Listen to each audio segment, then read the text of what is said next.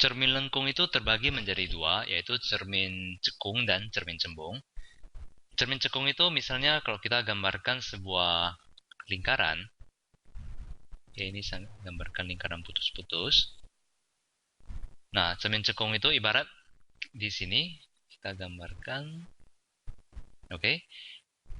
Kemudian ini bagian belakangnya. Oke, yang bagian belakang saya arsir warna hitam.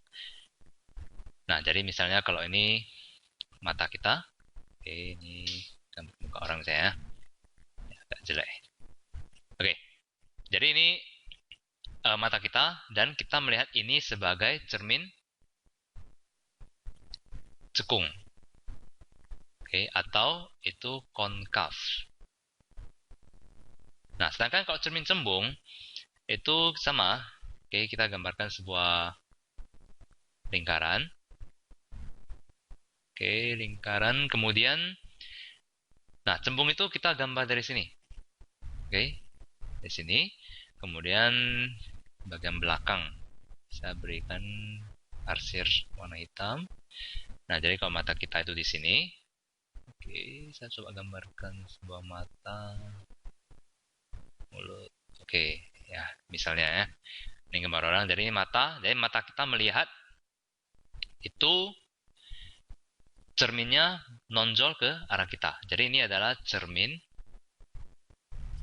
cembung atau convex. Oke, cembung itu convex, cekung itu konkav. Jadi pada cermin cekung, oke, ini kita sebut sebagai bagian depan. Ini kita sebut sebagai bagian depan, oke, dan bagian di arsir ini itu adalah bagian belakang. Nah, sedangkan pada cermin cembung, ini adalah bagian yang tonjol itu, di depannya adalah bagian depan, dan ini adalah bagian belakang. Jadi, misalnya, oke, beberapa istilah pada cermin cekung ya. Jadi, cara gambarnya di kertas, kalian gunakan jangka, oke, ini tempat kita meletakkan jarumnya. Kemudian, kita buka jangkanya dan kita gambarkan lingkaran. Oke, misalnya nih ya. Misalnya nih, kemudian, oke, ini kita tarik garis. Ini namanya sumbu utama. Oke, jadi ini adalah sumbu utama. Oke, garis ini ya. Garis ini namanya sumbu utama. Kemudian kita gambarkan dulu cerminnya. Ini cermin cekung. Oke, jadi titik ini itu adalah titik pusat kelengkungan cermin. Titik pusat kelengkungan cermin. Oke, atau biasa kita simbolkan dengan M. Oke, kemudian ini adalah titik O. Ini adalah titik O. Oke, ini kita sebut sebagai titik tengah. Titik tengah cermin. Oke. Dan kemudian di pertengahan antara M dan O. Oke. Pertengahan antara M dan O. Jadi pertengahan itu maksudnya jarak dari sini dengan jarak ini sama ya. Nah, itu adalah sebuah F. Oke, sebuah F dan itu disebut sebagai titik fokus. Oke. Jadi beberapa istilah saya ulangi. Sumbu ini, oke. Sumbu ini disebut sumbu utama. Kemudian titik ini adalah titik pusat kelengkungan cermin, yaitu titik jarum di mana kita letakkan jangka tadi. Titik ini adalah titik tengah cermin, yaitu titik O, dan F yang berada di antara M dan O itu adalah titik fokus. Kemudian pada cermin cembung, oke, sama.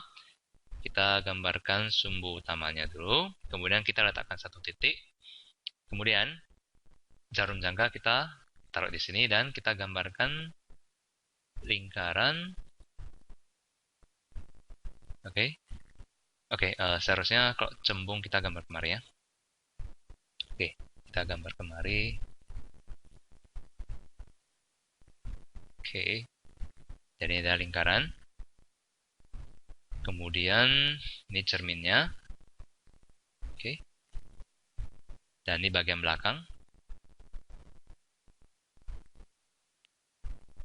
Oke, jadi sama. Ini adalah titik O.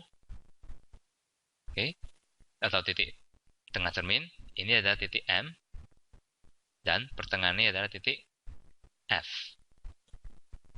Oke, jadi kalau pada cermin cembung, oke, benda itu kita letakkan di sini. Oke, misalnya ini sebuah benda ya, sebuah benda. Oke, kita letakkan di sini. Jadi ini yang disebut dengan bagian depan cermin.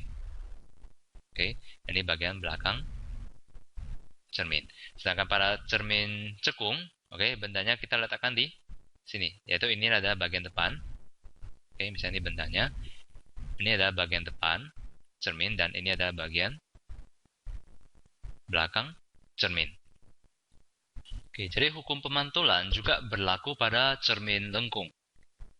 Jadi kalau kita gambarkan sebuah cermin cekung sekali lagi, oke. Nah, misalnya kita gambarkan untuk titik M ya biasanya, titik M, kemudian gunakan jangka untuk menggambarkan sebuah cermin, oke, cekung. Ini cerminnya dan ini bagian belakangnya. Oke. Kemudian kita gambarkan ini adalah titik O-nya dan tengahnya ada titik F. Oke, jadi misalnya ada sebuah sumber cahaya dari sini. Oke, dari sini. Oke. Kemudian cahaya itu salah satu cahaya menuju kemari. Oke. Jadi garis normal itu adalah ditarik dari titik sentuh ini, titik sentuh sinar pada permukaan cermin. Itu ditarik satu garis lurus terhadap titik M. Oke. Jadi ini adalah garis normalnya. Oke.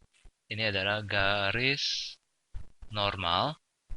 Oke. Kita tahu berlaku hukum pemantulan di mana sinar datang, oke, sudut datang itu sama dengan sudut pantul. Jadi kalau kita gambarkan itu, oke, kira-kira kemarin ya. Oke, jadi sudut datang itu sama dengan sudut pantul. Oke, contoh lain misalnya sebuah sinar datang lainnya. Oke, misalnya satu sinar ini menuju ke bagian cermin sebelah sini. Oke, nah kemudian kita tarik garis normal dari titik ini ke titik M. Oke, ini ada sebuah garis lurus. Oke, jadi ini adalah garis normal untuk sinar kedua. Nah, juga berlaku, yaitu misalnya sudut ini sebesar theta, oke, sebesar theta, maka sinar pantulnya, oke, sudut pantulnya juga sama besar, yaitu sebesar theta. Jadi misalnya nih, oke, ini juga sebesar theta. Jadi inilah cara menggambarkan pemantulan pada cermin lengkung. Nah, kalau pada cermin cembung, oke, misalnya kita gambarkan cermin cembung. Ini titik M, oke, kita gambarkan cermin lengkungnya. Oke, ini saya gunakan warna kuning. Oke, kemudian ini bagian belakang ya, bagian belakang cermin cembung. Nah, jadi ini titik O, ini M, dan tengah ini adalah F. Nah, jika sinar datang, oke, ini kan ini bagian depan ya, ini bagian depan, oke, dan ini adalah bagian belakang. Oke, jadi kalau sinar datang kemari,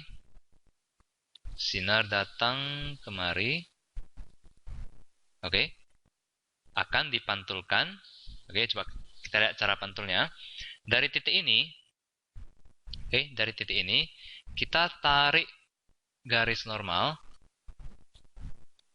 ke titik M seperti tadi. Oke, ini garis lurus ya. Oke, ini harusnya lurus ya. Jadi kalau kalian gambar di kertas itu gunakan penggaris. Oke, kemudian ini kita perpanjang. Oke. Oke, misalnya ini udah lurus. Nah, jadi sama. Sudut datang. Oke, sudut datang sama dengan sudut pantul. Jadi pemantulannya itu adalah ini. Oke. Sudut datang sama sudut pantul. Jadi inilah cara menggambarkan pemantulan sinar pada cermin cembung. Oke, satu contoh lagi. Sebuah sinar datang. Oke, sebuah sinar datang. Misalnya, misalnya nih. Oke. Nah, sama dari titik ini kita gambarkan garis normalnya. Tarik garis lurus ke titik M. Kemudian garis ini kita perpanjang. Oke. Dan ini adalah sebuah sudut, misalnya sudut gamma. Oke, ini adalah sudut datang, maka sudut pantulnya juga sebesar sudut gamma. Dan ini kita gambarkan sinar pantulnya. Oke, tadi ini sinar pantulnya. Oke, inilah cara menggambarkan pemantulan sinar pada cermin cekung maupun cermin cembung.